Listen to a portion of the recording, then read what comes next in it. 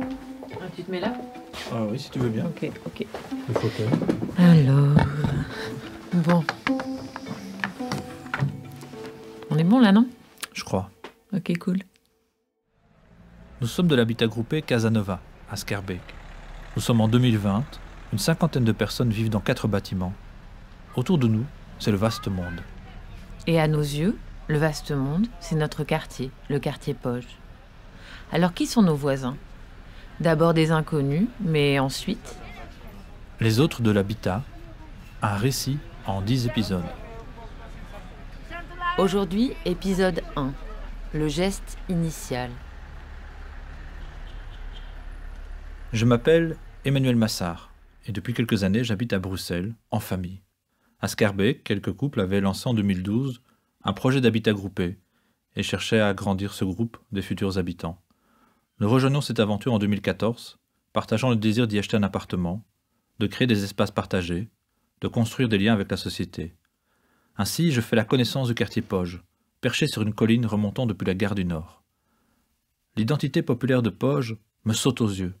Il me rappelle mes racines, du côté de Charleroi, ma propre famille et les familles italiennes, leur présence colorée et chaleureuse. La perspective de créer une salle polyvalente me semble une bonne façon de réunir à la fois l'habitat groupé et le voisinage, de tendre les mains. Je m'appelle Louise Labib. En 2017, alors que je suis enceinte de notre premier enfant, mon compagnon me parle de l'habitat groupé de la place Poge. Et si c'était une bonne idée pour nos enfants, me dit-il. J'ai grandi pour ma part dans un autre pays, dans une autre ville, et même si j'ai fondé une famille aujourd'hui, je reste orpheline de mes racines. Cet habitat me réconforterait-il? Nous rejoignons donc l'aventure et je fais la rencontre de Manu. Je découvre notre nouveau quartier qui me rappelle les origines orientales de mon père. Je m'y sens bien. Mai 2015. Tout commence pour moi avec une première rencontre, par hasard, un samedi ensoleillé. C'est un homme dans la trentaine, au visage toujours juvénile, à la peau martelée par le soleil. En buée de silence, l'homme entre dans la cour intérieure de notre habitat. Notre lieu, à cette époque, est encore un chantier, et les murs racontent autant les vieux carrelages passés que le béton frais dessinant les logements à venir. Simple visiteur parmi d'autres, il s'avance, solitaire, sans un bonjour, sans un regard, d'un pas précis vers la cour. Ayant dépassé le porche pour découvrir le jardin, il finit par s'arrêter net, à l'angle du mur, l'œil fixé sur l'ancien bâtiment du théâtre devant lui. Je suis alors à ses côtés, pressentant sa détermination discrète. Immobile encore, il finit par dire « Ici, c'était le centre de ma vie. Il s'approche des murs Ici, on jouait au ping-pong. et je lui emboîte le pas. Il y avait 13 tables. J'écoute alors la description minutieuse qu'il fait des espaces que je découvre d'un œil neuf. Là, il y avait les livres. Il y en avait 60 000. Ouais, 60 000. Plus loin, il y avait le labo photo. Et puis au milieu, il y avait Guy. Dans les années 50, une centaine de jeunes venaient ici tous les jours. Il y avait tout Bruxelles. Moi, c'était un peu plus tard. Ismaël. Il s'appelle Ismaël. Il habite toujours au numéro 5 de notre rue, et je lui dois d'avoir touché du doigt cette mémoire invisible.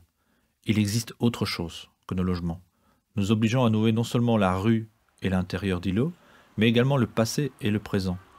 Ainsi, mon désir de partager et de construire avec les gens du quartier trouve avec cette ancienne bibliothèque une piste à explorer. La vie a continué.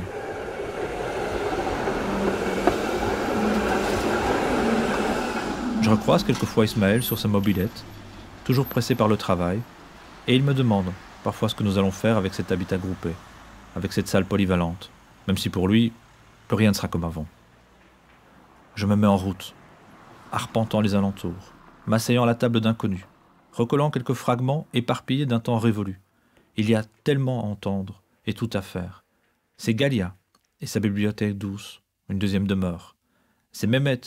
Quand il passe dans la rue, il regarde par ici et il dit « Dans mon cerveau, c'est fou, il y a toujours la bibliothèque. » C'est incroyable, hein? C'est un cliché, en fait, c'est une image.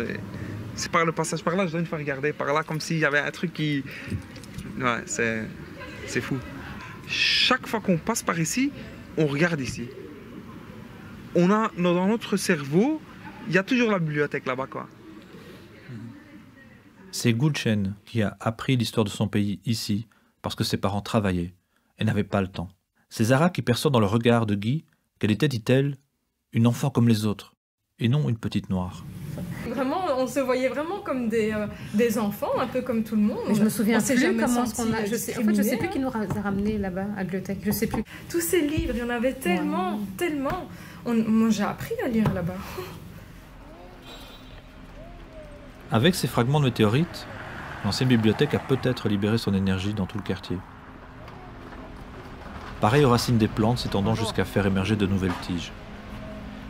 Des possibles s'abritent dans les rues, sur les trottoirs, à l'intérieur de maisons.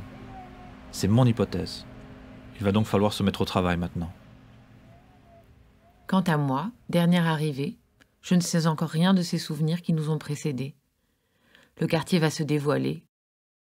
Mais patience.